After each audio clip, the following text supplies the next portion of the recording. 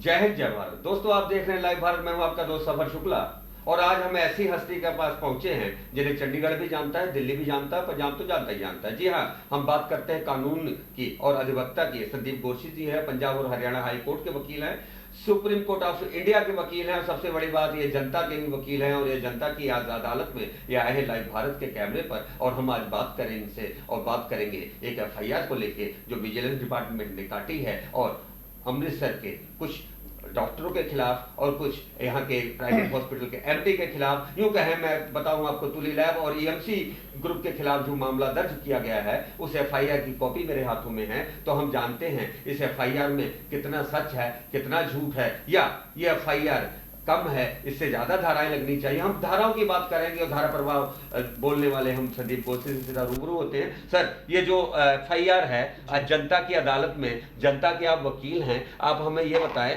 धाराएं क्या कहती हैं, इन धाराओं की सजा कितनी है और सबसे बड़ी बात ये जो मकड़ जाल है या जो ये एफआईआर है, एफआईआर का ये निचोड़ क्या है, इस पे हम आज आपसे हम चर्चा करेंगे। तो सबसे पहले हम शुरुआत करते हैं, एफआईआर में जितनी धाराएं लगी हैं ये कसौटी पे कितनी खरी उतरती है? सफर जी, सबसे पहले तो मैं कहूँगा जय हिंद जय भारत। जय हिंद जय भारत। ठीक है, और अब बात करते हैं, आपने जो सवाल मुझे किया है कि एफआईआर के बारे में, मैंने पहले भी बात ये डिस्कस हुई हमारे में, पहले मैंने कई बार आपसे ये बातें की हुई हैं कि जब से ये कोरोना काल चला है, आपको पता है मार्च महीने से शुरू हुआ था और आज 3 महीने से ऊपर हो गया, चौथा महीना शुरू हो गया है। ये महामारी पूरी विश्व में फैली हुई है और इस महामारी में अगर कोई देवता बन के, कोई जनता के रक्षक बन के सामने आए हैं तो वो डॉक्टर सबसे पहले हैं, पुलिस वाले हैं, पैरामेडिकल स्टाफ हैं और मीडिया कर्मी हैं। और मीडिया कर्मियों का भी बड़ा एक इम्पॉर्टेंट रोल रहा है इस महामारी से लोगों को बचाने के लिए। तो ये तो हर व्यक्ति, चाहे वो भारत का हो, पंजाब का हो, चाहे वो किसी भी मुल्क का हो, किसी देश का हो, डॉक्टर्स का एहसान कोई व्यक्ति नहीं भूल सकता। जो डॉक्टरों ने किया है उसके लिए उनको जितनी बार सलाम किया जाए उतना ही कम है। परंतु कहते हैं ना, हाथ की 5 उंगलें भी जो है बराबर नहीं होती। जहां एक तरफ रात दिन डॉक्टर अपनी मेहनत करके इतनी गर्मी में पीपीई किट पहनकर और बुरे हाल होके लोगों को बचा रहे हैं, दूसरी तरफ कुछ लालची लोग इस मौके का फायदा उठा रहे हैं। और जनता में ये बात बिल्कुल स्पष्ट है कि इस बीमारी का कोई इलाज नहीं है, इस बीमारी की कोई दवा नहीं है, इसमें सिर्फ क्वारंटाइन करना होता है और कुछ लाइट सी मेडिसिन, बुखार की और विटामिन सी और डी जैसी आम सिंपल सी मेडिसिन उनको देते हैं। तो ये जो एफआईआर की बात हम करेंगे सफर जी, ये एफआईआर जो है मुझे लगता है ये एक स्टार्टिंग पॉइंट है। स्टार्टिंग पॉइंट बिल्कुल, क्योंकि ये बहुत छोटी सी एफआईआर है। ये सिर्फ कुछ डॉक्टर्स के खिलाफ, एक हॉस्पिटल के खिलाफ और एक कोई लैब है उसके खिलाफ ये एफआईआर हुई है। तो मैं ये कहता हूँ कि सिर्फ अमृतसर में भी अगर ऐसी एफआईआर होनी शुरू हो गई तो 20-25 हॉस्पिटल जो हैं उनके खिलाफ ऐसी एफआईआर होंगी। क्योंकि मैं ये डायरेक्ट कहना चाहता हूँ कि ये अब हॉस्पिटल नहीं रहे हैं, ये मेडिकल माफिया हो गए हुए हैं। यहाँ कमीशन का धंधा चल रहा है। डॉक्टर जो हैं, क्योंकि ये जो आपने भी देखा होगा, जितनी इंश्योरेंस कंपनीज हैं उन्होंने ये डिक्लेयर कर दिया था कि कोविड की ट्रीटमेंट जो है वो इंश्योरेंस में क्लेम हो सकती है। और जिनका मेडिक्लेम था उनको ये लैब्स वाले क्या करते थे, आप देखो अभी मान लो 150 लोगों के टेस्ट हुए हैं तो 127 लोग एक ही हॉस्पिटल में चले गए, उनका रेफरेंस एक ही हॉस्पिटल में है। देखो यहाँ कमीशन बेस्ड काम चल रहा है, कमीशन बेस्ड काम है।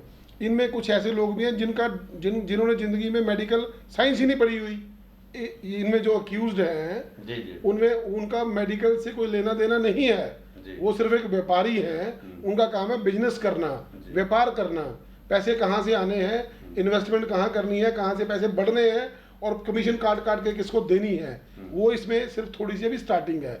अब मैं कहूँगा कि ये एफआईआर जो है बिल्कुल सही है। अभी तो ये छोटी सी एफआईआर है। कुछ दिन पहले मैंने ये डिक्लेयर किया था कि अमृतसर में, अकेले अमृतसर में, हम पंजाब की बात नहीं करते, पूरे हिंदुस्तान की बात नहीं करते, पूरी दुनिया की बात नहीं करते, जहां हम रह रहे हैं वहां की बात करते हैं। तो अकेले अमृतसर में ये जो धंधा चल रहा है, गोरख धंधा, इसमें जितने ये प्राइवेट हॉस्पिटल हैं इन्होंने अपने घर से पैसे खर्च खर्च के एनजीओज बनाई हुई हैं। अच्छा। और उन एनजीओ का काम है सिर्फ इन हॉस्पिटल्स की प्रमोशन करना। अच्छा जी। और वो कभी वो ब्लड लोगों का इकट्ठा करते हैं, और जो ब्लड लोग फ्री में देते हैं, ये हॉस्पिटल वाले हज़ारों रुपए में वो ब्लड बेचते हैं। और ऐसे ही एनजीओ इन्होंने बनाई हुई हैं। मैं किसी एक स्पेसिफिक नाम नहीं लेना चाहता, सारे अमृतसर को पता है कि कौन सी एनजीओ किस हॉस्पिटल के साथ जुड़ी है। कभी आप क्रिकेट का मैच करवा रहे हो जानबूझ के, और नीचे अपना हॉस्पिटल का प्रचार कर रहे हो। अच्छा, ब्लड बैंक में आप लोगों को कर रहे हो कि हमें खून दो, आप किसी की जान बचा रहे हो, और वही प्राइवेट हॉस्पिटलों में आप वो जो ब्लड यूज कर रहे हो और उसके पैसे ले रहे हो पेशेंट से। अच्छा सर, एक जनता पूछना चाहती है कि एक हॉस्पिटल जैसा नर्सिंग होम हुआ है, ईएमसी और तुली लैब की हम बात करें, तो क्या जो पकड़ा गया वही चोर? मैंने कहा जी, ऐसा है कि ये जो बस्ती है ये चोरों से भरी हुई है। चोरों से भरी? सर, चोरों से भरी हुई है। ये जो प्रोफेशन है इसे चोरों से भरा हुआ है। जहां ये देवताओं से भरा हुआ है, दूसरी तरफ ये राक्षसों से भी भरा हुआ है। ये बराबर में है। जहां कुछ डॉक्टर्स ने अपनी जान खतरे में डालकर, जब ये इस बीमारी के बारे में अभी किसी को पता नहीं था, तो कुछ डॉक्टर्स ने अपनी जान खतरे में डालकर अपने पेशेंट्स को बचाया भी है। और कुछ डॉक्टर्स ने इसका इतना मौके में फायदा उठाया कि इसमें इस गोरख धंधे में कमीशन से मिल रही है, गाड़ियां कमीशन में दे रहे हैं डॉक्टर्स को। मतलब ये गोरख धंधा चल रहा है, कोरोना के नाम पर पैसा कमाया जा रहा है। और ये सबसे बुरी बात है। मैं कहता हूँ ऐसे डॉक्टर्स का लाइसेंस कैंसिल होना चाहिए, और इनको सख्त से सख्त कार्रवाई के खिलाफ होनी चाहिए, और सजा होनी चाहिए इनको। गोडसे सर, आपकी बात बिल्कुल ठीक है। फिर आप ये बताइए कि अमृतसर में एक ही था जिसके खिलाफ एफआईआर हुई कि और भी है? देखो जी, वो बात है ना कि जैसे आपने, जब हम छोटे होते थे, हमारी मम्मी वो स्वेटर बुनते थे, तो एक धागा खींचते थे, सारा स्वेटर उखड़ जाता था। अच्छा जी। ठीक है, अब ये एक धागा शुरू हुआ है। धागा शुरू हुआ? यस। तो इसका मतलब ये रेस लंबी होगी? ये लंबी रेस आएगी। अच्छा। हाँ, इसमें बड़े बड़े मगरमच्छ हैं। अच्छा। इसमें बड़े बड़े मगरमच्छ हैं, और इतने इतने बड़े बड़े मगरमच्छ हैं कि जो मंत्रियों संतरियों से उनकी सारी घर की बात है। अच्छा जी। अब ये गोरख धंधा चलेगा। अच्छा। इसमें कई नेता पैसे कमाएंगे। अच्छा। कुछ नेता डॉक्टरों की सिफारिश करेंगे। अच्छा। पैसे लेंगे। अच्छा। कुछ पुलिस ऑफिसर पैसे कमाएंगे। अच्छा। और कुछ मंत्री पैसे कमाएंगे। अब जो पैसे डॉक्टर्स ने कमाए हैं ये अब बांटेंगे। अच्छा, ये बताइए, आपने मंत्री की बात की, तो आज हमने लाइव भारत में कैबिनेट मिनिस्टर यहाँ के ओम प्रकाश सोनी हैं, जो मेडिकल भी मिनिस्टर हैं, हमने उनसे बात की और उनसे एक सवाल पूछा मैंने कि सरकारी हॉस्पिटलों में सही इलाज होता नहीं है और प्राइवेट चंद को छोड़ दें तो वो लूट रहे हैं। ऐसी बात है? ये सही सवाल था या गलत? मैं नहीं, ये सवाल आपने पूछा, ठीक है, आपका अधिकार है, मीडिया का अधिकार है, कोई भी सवाल पूछ सकते हैं। लोकतंत्र का चौथा पिलर जो है मीडिया है। जी। अगर मीडिया अपना सही काम करे तो सही लोकतंत्र होता है। आपने सवाल पूछा, जायज पूछा, पर मैं आपको बताना चाहता हूँ, मेरे घर के पास एक फैमिली को कोरोना हो गया। ओके।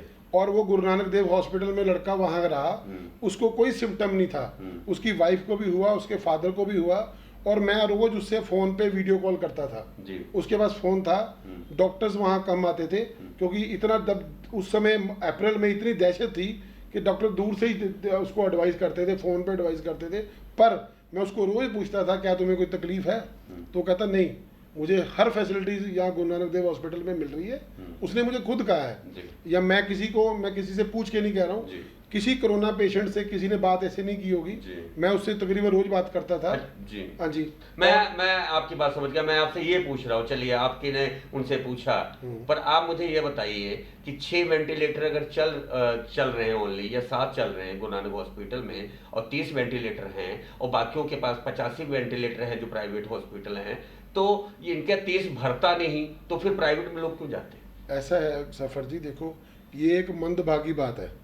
ये हमारे में ये हमारा दुखांत है कि पंजाब का जो मेडिकल सिस्टम है वो कीड़ी के बराबर है और बीमारी हाथी के बराबर है, इसमें कोई शक नहीं है।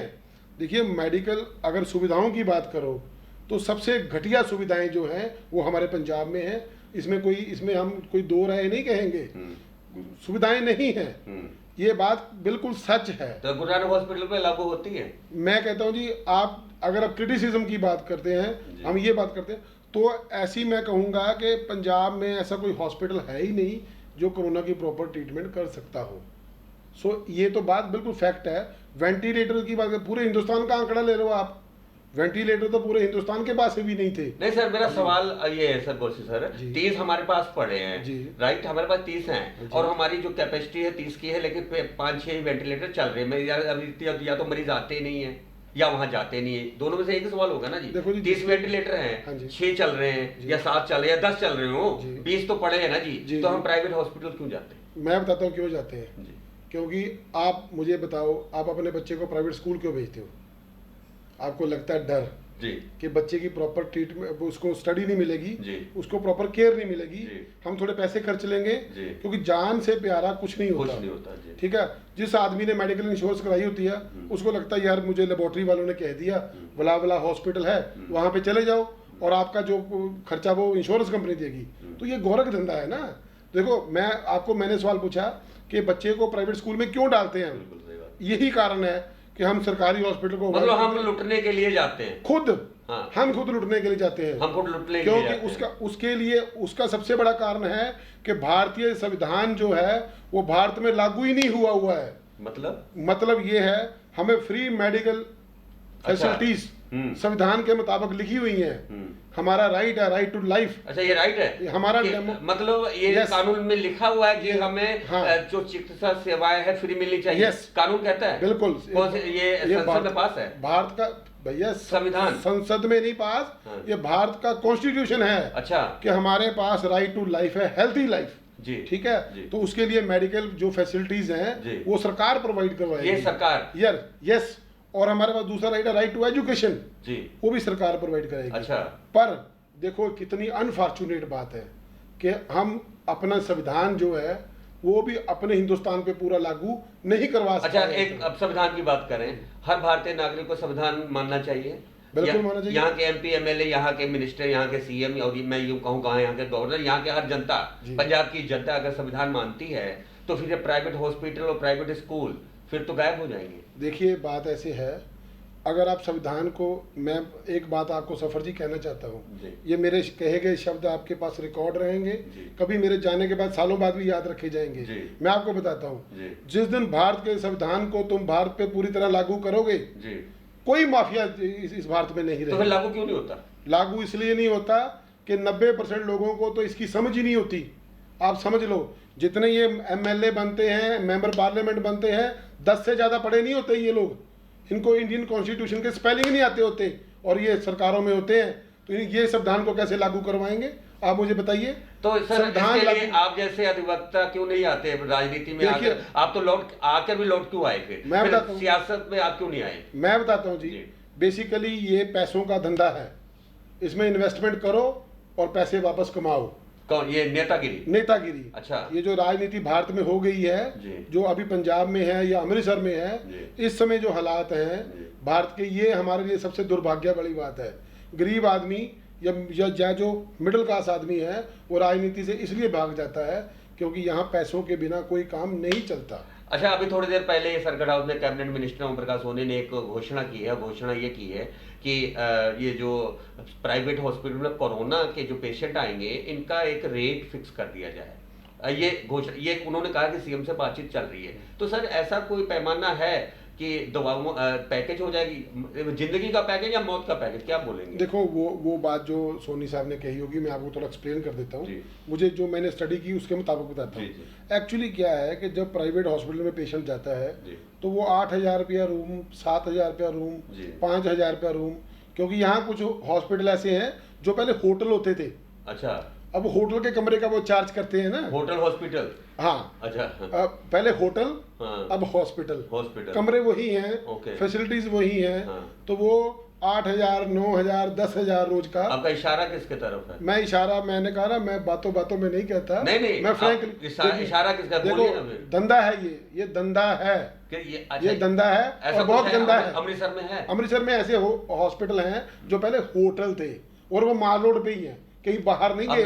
नाम नहीं लेना चाहिए। मैं नाम आने वाले वक्त में लूंगा, आने वाले वक्त में लूंगा। बिल्कुल। मैं आपको बता दूं, लाइव भारत ने खबर भी चलाई थी जी। और एक कोरोना की डेड बॉडी को बाहर इसलिए कर दिया गया था, 3 लाख रुपए ऐसा कुछ हमने चलाया था, तो हमने तो कैमरा आगे कर दिया, उस हॉस्पिटल के आगे भी कैमरा कर दिया। जब कैमरे में कोई नहीं आया तो कानूनी तौर पर मैं सही हूं या वो। अच्छा, उसके बाद मैंने उनको फोन भी किया, 2 बार फोन किया, फिर मैंने मैसेज भी किया कि इसमें क्या आपने स्टेटमेंट, पर उन्होंने नहीं, कहते 5 मिनट में फोन करता हूँ और 5 घंटे बीत गए। मैंने कहा चला दी, तो कानूनी तौर ठीक था ना मेरा पक्ष लिए। मैं आपको ये बात बताऊं जी, मैंने आपको पहले भी बताया है कि जब मीडिया एक न्यूट्रल रोल रहेगा, मीडिया का एक बिल्कुल न्यूट्रल रोल रहेगा, बायस्ड नहीं होगा, जब कलम पत्रकार की पैसों के बिना चलेगी और जब पत्रकार की आवाज़ जुबान पैसों को बिना चलेगी, तब हिंदुस्तान में लोकतंत्र की स्थापना होगी। अदरवाइज लोकतंत्र की बात तुम भूल जाओ। अच्छा, एक बात, एक सवाल और है, छोटा सा सवाल है पर सवाल बहुत बड़ा है। कुछ को छोड़ दें जी, कुछ को छोड़ दें तो मीडिया बिकाऊ है। देखिए, मैं ये बात इसलिए आपके, चलो ये अब टॉपिक कुछ और था जी जी, पर मैं ये कहता हूँ, हम कोरोना भी आएंगे, भ्रष्टाचार पे, क्योंकि अगर देखिए खुल के कलम नहीं चलती या खुल के कैमरा नहीं दिखाता तो फिर आप मैं बताता हूँ आपको। आप मेरे छोटी सी एग्जांपल सुनो जी। जो भी व्यक्ति इलेक्शन लड़ता है जी, चाहे न्यूज़पेपर वाले हों, चाहे आपके दूसरे मीडिया वाले हों, उसे पैकेज क्यों करते हैं? जब तक पैकेज लेके उसकी खबर लगाते हैं, पैसे लेके खबर लगाते हैं, और राजनीतिक पार्टियां भी पैसे देती हैं। अच्छा, और ये आपसे भी छुपी नहीं है और मुझसे भी छुपी नहीं। आपने अच्छा तो कह दिया। अब सुनो, जिस अखबार कानून से खिलाड़ी है, मैं कानून मानता हूं, मैंने सीखा आपसे। अच्छा बोल दो, इसका तो मुझे नहीं मालूम। अच्छा का मतलब होता है कि अच्छा मतलब मैंने क्वेश्चन मार्क अच्छा मारा था। अच्छा, तो अब सुनिए ना जी, जिस अखबार का आप पैकेज नहीं लोगे वो आपकी खबर नहीं लगाएगा। अच्छा, ठीक है। जिस चैनल का आप पैकेज नहीं लोगे वो आपको प्रमोट नहीं करेगा। जिस दिन ये धंधा खत्म होगा हिंदुस्तान में, उस दिन आप समझ लेना कि लोकतंत्र, वो बाबा साहब का जो संविधान है, उस दिन लागू होगा इस हिंदुस्तान में। चलिए, संविधान की बात करें तो हम धाराओं की बात करते हैं। इसमें सबसे ज्यादा सजा कितनी हो सकती है, थोड़ा सा हमारे बताइए। देखिए, मैं जहां तक ये सेक्शन इसमें लिखे हुए हैं, 307 है, 336 है, 270 है, 420 है, या 467 है, 468 है। सर ये 468 क्या होता है सर? ये मैं आपको ये थोड़ा बता दें। ये फॉर्जरी है। फॉर्जरी मतलब? फॉर्जरी है फॉल्स डॉक्यूमेंट तैयार करना, मतलब जाली दस्तावेज।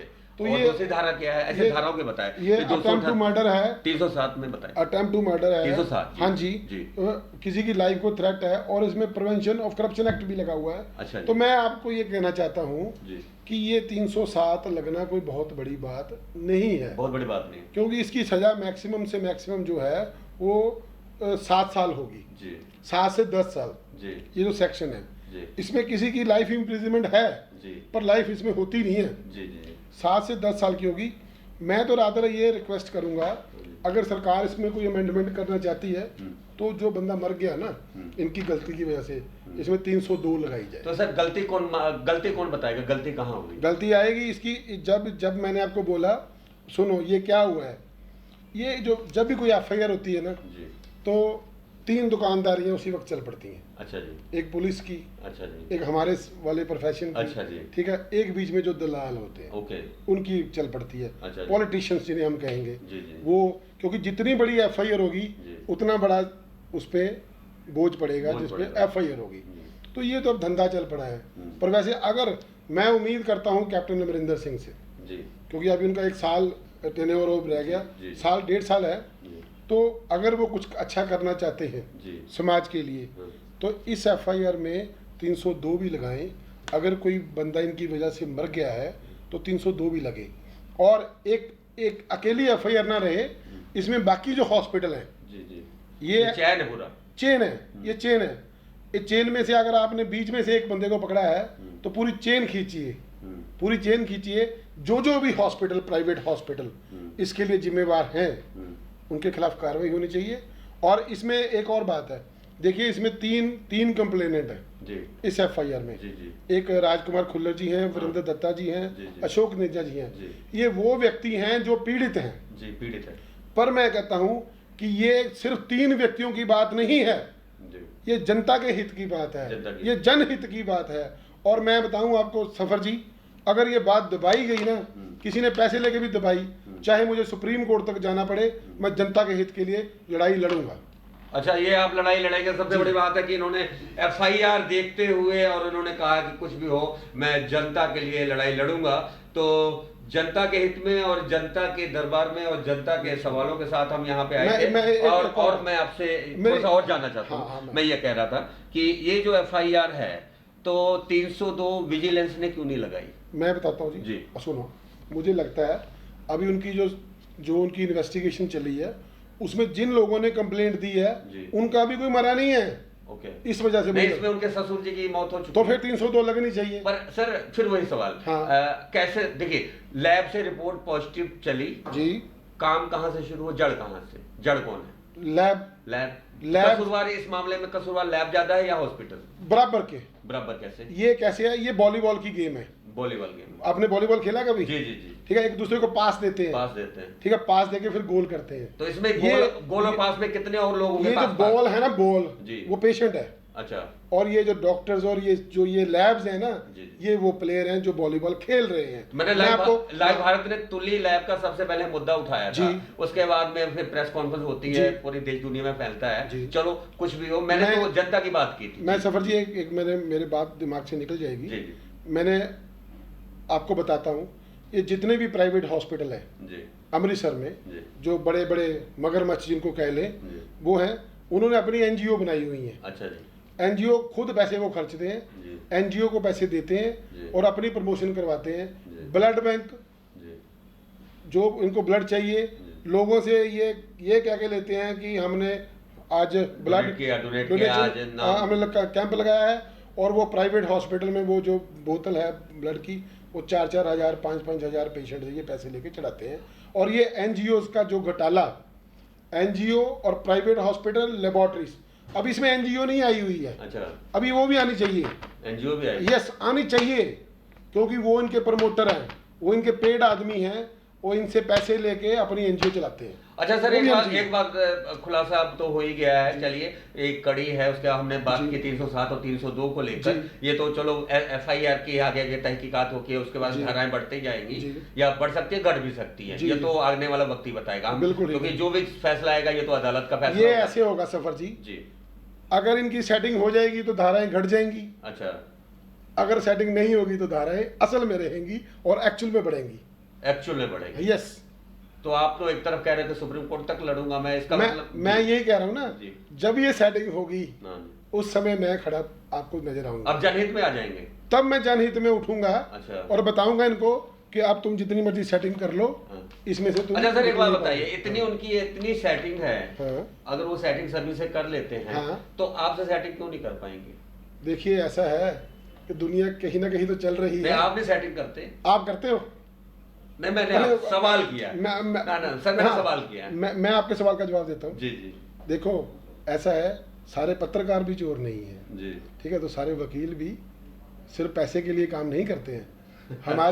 हमने जो आज तक काम किया है वो सारी दुनिया के। चलिए, ये तो लंबी बातचीत थी, लेकिन मैं आपको बताऊं जनता के हित में बातचीत, और ये जो हमने आवाज उठाई है ये आवाज जनता की थी। और जनता के दरबार में आज हम संदीप गोरसी जी के पास है, उन्होंने बहुत ही सूझबूझ के साथ हमारे प्रश्नों का उत्तर भी दिया, और पूरे शहर, पूरा समाज, इन्होंने सियासत से भी जुड़े रहे, तो जो सियासती भी बातें इन्होंने की, पर सियासत से तजुर्बा जो इन्होंने पाया उस आधार पे बातें की, ठोस बातें की, और डंके के चोट पे इन्होंने कहा कि अगर इस मामले में कुछ भी होगा तो सुप्रीम कोर्ट तक मैं जनहित में लड़ूंगा। तो सर एक आखिरी सवाल फिर जी, वही मेरा सवाल जी, जो पकड़ा जाए वो चोर या चोरों की बस्ती, या चोरों का नगर, या चोरों की मैं क्या कहूँ, पूरे देश में ऐसा है या अकेले अमृतसर में? आपको मैं एक छोटी सी सफर जी, अगर आप 2 मिनट का टाइम है तो मैं एग्जांपल देता हूँ जी।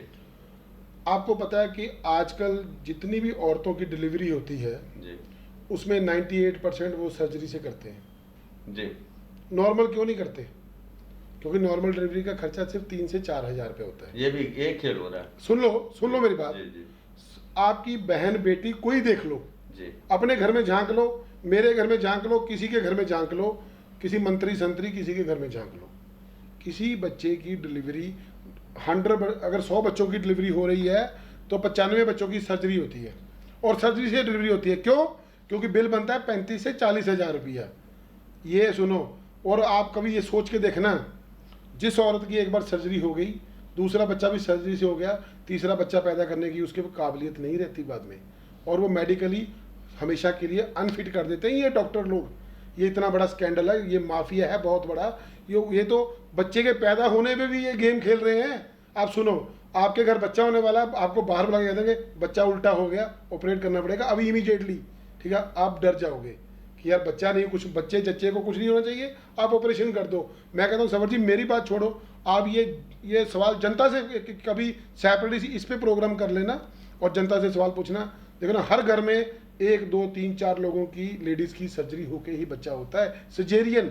सो ये गेम है, ये एक साजिश है, ये गैंग्स हैं, ये मेडिकल माफिया है।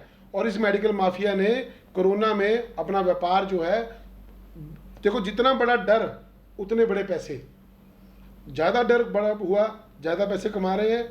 और मैं कहूँगा जहाँ एक तरफ डॉक्टर परमात्मा का रूप हुए, पुलिस वाले परमात्मा का रूप हुए, पत्रकार परमात्मा का रूप हुए, पत्रकार परमात्मा का रूप हुए नहीं। मैं बताता हूँ कैसे जी। देखो, उन्होंने लोगों को जगह जगह जाके जागरूक किया, किसी की हक की आवाज़ थी वो उठाई, किसी को राशन नहीं मिल रहा वो दिलवाया, कि अगर किसी को मुश्किल है कोई तकलीफ में है उसकी वो आवाज़ उठाई, वो भी परमात्मा का रूप है। सो मैं ये कहना चाहता हूँ, जहाँ ये लोग परमात्मा का रूप हैं वहाँ ये काली भेड़े हैं ये समाज में, इनको सख्त से सख्त सजा होनी चाहिए। सर बात एक FIR से उठी थी, हमने पूरा पंजाब को कवर किया जनता के हित में, जनता की कसौटी पे आप बोले सवाल जो मैंने किया। सबसे बड़ी बात है, अब जब आप कानूनी सलाहकार थे पंजाब सरकार के, वो भी कैप्टन सरकार के थे ना कि हैं थे जी, तब क्यों नहीं बताया सरकार को? किसको? ये सारी बातें सरकार के कानून तक नहीं आपने उनको देखिए, मैं क्यों नहीं समझाया ये बात? मैं बताता हूँ जी, मैं तो कभी चुप ही नहीं हुआ। तो फिर आपकी सुनी क्यों नहीं गई? यही तो होता है आपकी सुनी क्यों नहीं गई? जिसकी कमीशन नहीं चलती, जिसका पैसा नहीं चलता, उसका कुछ नहीं होता। नहीं तो मैं कांग्रेस कैप्टन सरकार की बात कर रहा हूं, सरकार कानूनी सलाहकार थे। मैं इसलिए मैंने इस्तीफा दिया है क्योंकि यहाँ पे लोगों की आवाज नहीं सुनी जा रही थी। तो अब आप कांग्रेस में रहे हैं, अकाली बादल सरकार या कांग्रेस सरकार या तीसरी आप, तो ये जनता के हित में ये कौन सी सरकार भी ये सुनेगी आपकी, हम लोगों की या जनता की? ये तो मैं बताऊं आपको जी, सबसे पहले लोगों को सफर जी जागना पड़ेगा। अच्छा, जब तक तुम बिना पैसे लिए, बिना आटा लिए, बिना शराब लिए, बिना पर्ची लिए ठेके से, जब तक तुम ये वोट नहीं डालोगे, तुम कभी भी सही लीडर नहीं चुन पाओगे। तो बहुत बड़ी बात की है कि पैसा लेकर वोट देना, मतदान करना, दान जरूर करो, लेकिन आप मतों का दान करो और ऐसे चेहरों को चुनो जो आपके कम से कम ईमानदारी का पुतला तो ही बना रहे। क्योंकि यहाँ पर तो ऐसे लीडर भी हैं जो कहां से कहां पहुंच जाते हैं, उनकी जो इनकम टैक्स के रिटर्न है, जो बैंक है, जो उनके कोठियां हैं, जो उनके सब नेता कब सियासत में जुड़े और कब ऊपर पहुंच जाए। तो ये तो रही सियासत की बात। सर आखिरी बार हम आपसे आखिरी सवाल यही करेंगे, इस शो के आखिरी सवाल यही करेंगे कि आखिर ऐसी FIR क्यों ऐसी FIR क्यों हमें देखनी पड़ रही हैं, हमें पढ़नी पड़ रही हैं, हमारे लिखनी पड़ रही हैं? ये FIR इसलिए लिखनी पड़ रही है क्योंकि इंसान जो है वो हैवान का रूप ले रहा है। जो डॉक्टर जब इनको लाइसेंस मिलता है, जब वो उनको जो लाइसेंस के वक्त इनको एक सौगंध दिलाई जाती है, अगर उस सौगंध से तुम हटे हो तो इस FIR का सामना करना पड़ रहा है। तो फिर आखिरी में चोर तो और भी हैं। हैं? तो कब वो पकड़े जाएंगे? आपको लगता है FIR होंगी? देखो, मैंने आपको पहले ही बोला है कि एक, जैसे मैंने एग्जांपल दी भी, स्वेटर होती थी, एक धागा खींचो, ये अब ये सरकार पे डिपेंड है, ये कैप्टन अमरिंदर सिंह पे डिपेंड है कि वो इस तफ्तीश को कहां तक चलाएंगे। तो बड़ा सवाल और बड़ी बात जनता की अदालत में। तो ये थे हमारे अधिवक्ता संदीप गोरसी जी। पंजाब और हरियाणा हाईकोर्ट में तो ये अपनी वकालत से चमक ही रहे हैं, सुप्रीम कोर्ट ऑफ इंडिया में भी चमक रहे हैं। और सबसे बड़ी बात कि ये बड़े पते की बात करते हैं और निर्भीक तौर पे ये बात करते हैं। और पूरा शहर, मैं समझता हूँ कि पूरा पंजाब, मैं समझता हूँ कि पूरा देश, क्योंकि ये देश के अलग अलग हिस्सों में इनका अलग अलग इनका जो गठजोड़ है वो बहुत ऐसे लोगों के साथ है जो अपने अपने इलाके के करीब हैं। तो फिलहाल मैं आपको बताऊँ, ये बहुत अच्छी बातें जो इन्होंने बताई है, जनता की अदालत में बताई और जनता की आवाज़ पर हम लेकर आए थे ये स्पेशल शो कानून क्या कहता है। तो आखिर में आपका बहुत बहुत धन्यवाद हमारे शो में। और आखिरी सवाल फिर मैं करूंगा ये इंटरव्यू कैसा लगा आपको? देखो जी, ऐसा है, मैं आपको एक बात कहूँगा कि किसी चैनल का, किसी पत्रकार का, किसी प्रिंट मीडिया का, किसी डिजिटल मीडिया का तभी पता चलता है जब वो सच की आवाज़ बन के सामने आता है, तो लोगों को पता होता है। तो हमारे चैनल के बारे में अभी तो आपने देखे, कुछ कहेंगे? मैं आपको बधाई देता हूँ, आप जिस राह पे चल रहे हो, परमात्मा आपको बहुत तरक्की दे। क्या बात है। तो लाइव भारत पर बेबाक बातचीत और तरक्कियों की दुआओं के साथ हम विदा लेते हैं। तो ये थी स्पेशल मुलाकात शहर के और नामचीन, देश के नामचीन अधिवक्ता संदीप गोरसी जी के साथ। और कानून क्या कहता है इस स्पेशल प्रोग्राम में अगली बार हम किसी और शख्सियत से मिलेंगे और यही पूछेंगे कानून क्या कहता है। तो आप देखते रहे लाइव भारत की स्पेशल पेशकश कानून क्या कहता है। जय हिंद, जय भारत।